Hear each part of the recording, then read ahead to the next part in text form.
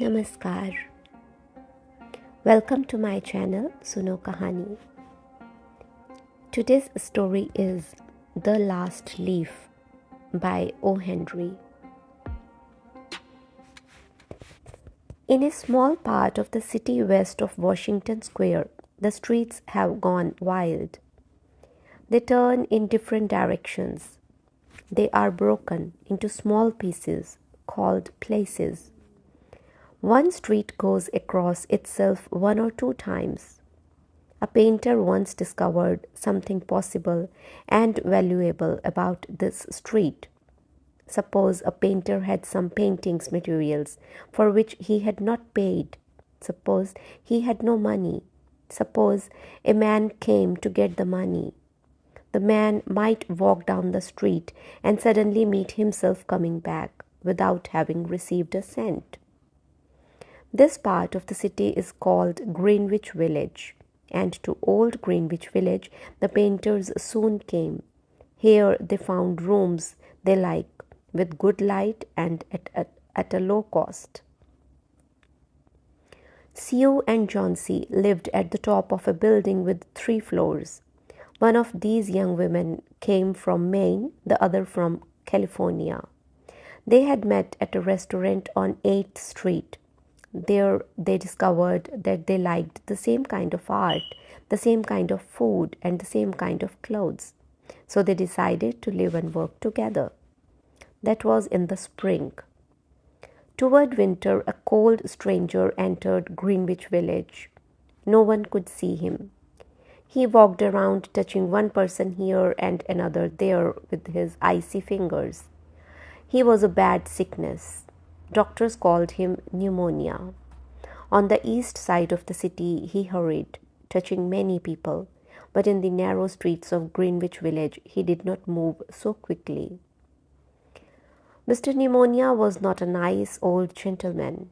A nice old gentleman would not hurt a weak little woman from California, but Mr. Pneumonia touched Johnsy with his cold fingers. She lay on her bed almost without moving, and she looked through the window at the wall of the house next to hers. One morning the busy doctor spoke to Sue alone in the hall where Johnsy couldn't hear. "She has a very small chance," he said. "She has a chance if she wants to live. If people don't want to live, I can't do much for them. Your little lady has decided that she is not going to get well. Is there something that is troubling her?" "She always wanted to go to Italy and paint a picture of the Bay of Naples," said Sue. "Paint? Not paint. Is there anything worth being troubled about? A man?" "A man?" said Sue. "Is a man worth?" "No, doctor, there is not a man." "It is weakness," said the doctor. "I'll do all I know how to do, but when a sick person begins to feel that he is going to die, half my work is useless. Talk to her about new winter clothes. If she were interested in the future, her chances would be better." After the doctor had gone, Sue went into the workroom to cry. Then she walked into Johnsy's room. She carried some of her painting materials and she was singing. Johnsy lay there, very thin and very quiet. Her face was turned toward the window. Sue stopped singing, thinking that Johnsy was asleep. Sue began to work. As she worked, she heard a low sound again and again. She went quickly to the bedside. Johnsy's eyes were open wide. She was looking out the window and counting back.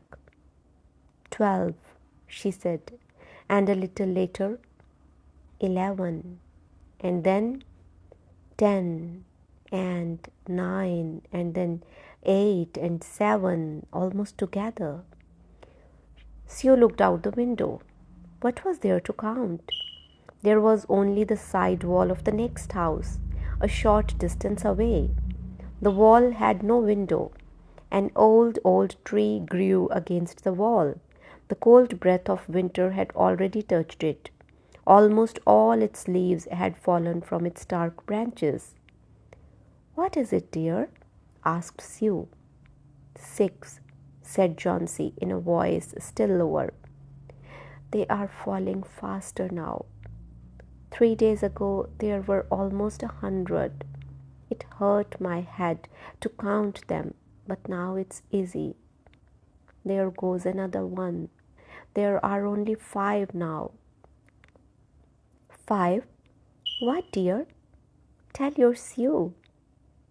"Leaves on the tree. When the last one falls, I must go too. I have known that for 3 days. Didn't the doctor tell you?" "Oh, I never heard of such a thing," said Sue.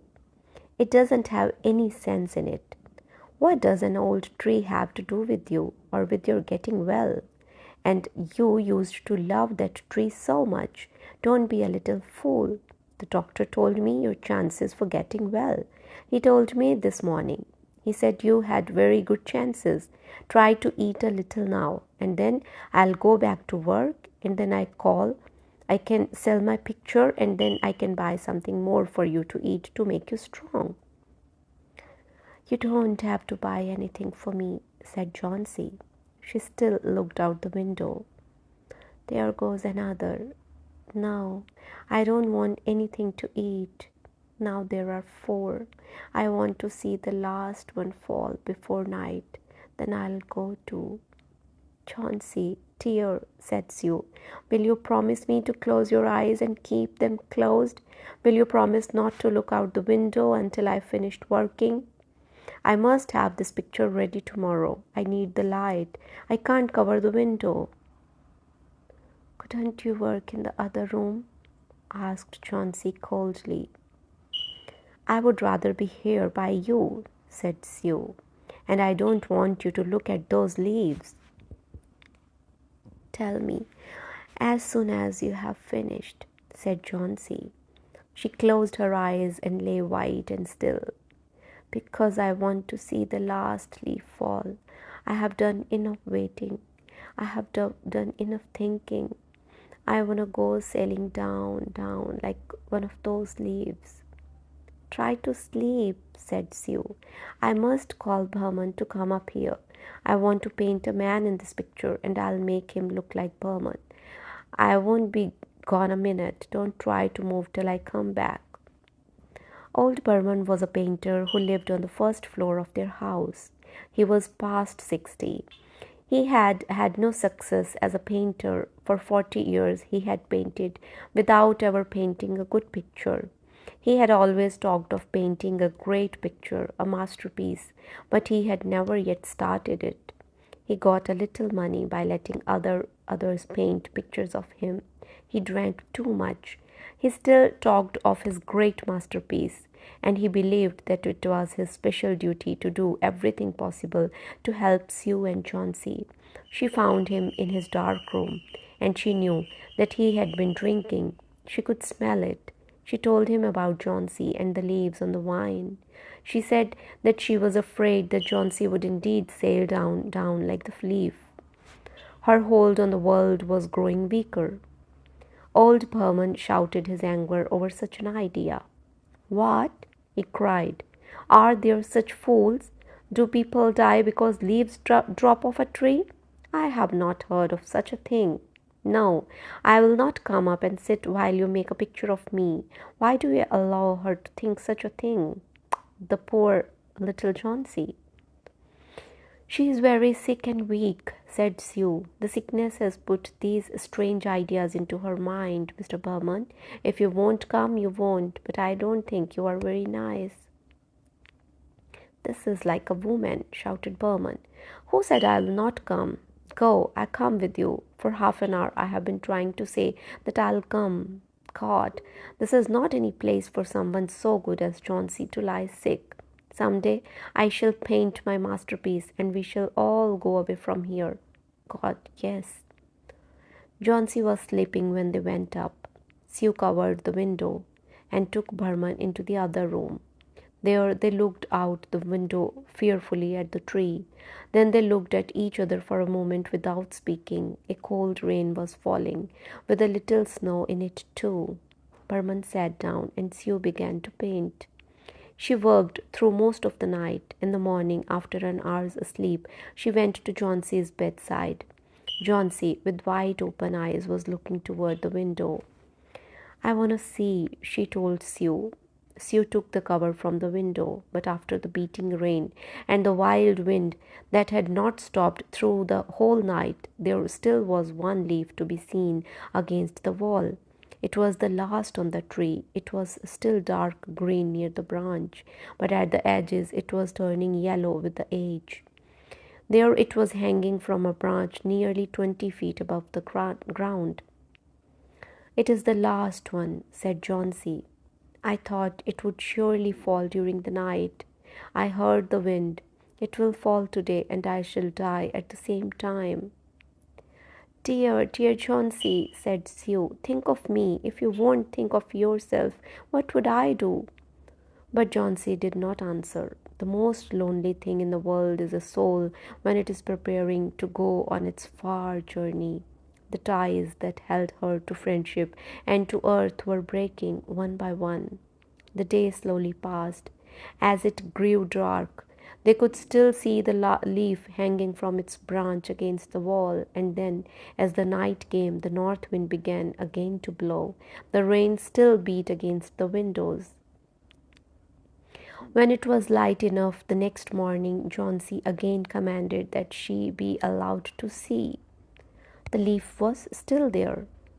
Johnsy lay for a long time looking at it, and then she called to Sue, who was cooking something for her to eat. I have been a bad girl, Sue, said Johnsy. Something has made that last leaf stay there to show me how bad I was. It is wrong to want to die. I'll try to eat now, but first bring me a looking glass so that I can see myself, and then I'll sit up and watch you cook. An hour later she said, Sue, someday I hope to paint the Bay of Naples. The doctor came in the afternoon. Sue followed him into the hall outside Johnsy's room to talk to him. The chances are good, said the doctor. He took Sue's thin, shaking hands in his. Give her good care and she'll get well. And now I must see another sick person in this house. His name is Burman, a painter, I believe. Pneumonia, too. Mike is an old, weak man and he's very ill. There is no hope for him, but we take him to the hospital today. We'll make it as easy for him as we can. The next day, the doctor said to Sue, She is safe. You have done it. Food and care now, that's all. And that afternoon, Sue came to the bed where Johnsy lay. She put one arm around her. I have something to tell you, she said. Mr. Burman died of pneumonia today in the hospital. He was ill only 2 days. Someone found him on the morning of the first day in his room. He was helpless with pain. His shoes and his clothes were wet and as cold as ice. Everyone wondered where he had been. The night had been so cold and wild. And then they found some things. There was a light that he had taken outside, and there were his materials for painting. There was paint, green paint and yellow paint, and look out the window, dear, at the last leaf on the wall. Didn't you wonder why it never moved when the wind was blowing? Oh, my dear, it is Burman's great masterpiece. He painted it there the night that the last leaf fell. Thank you.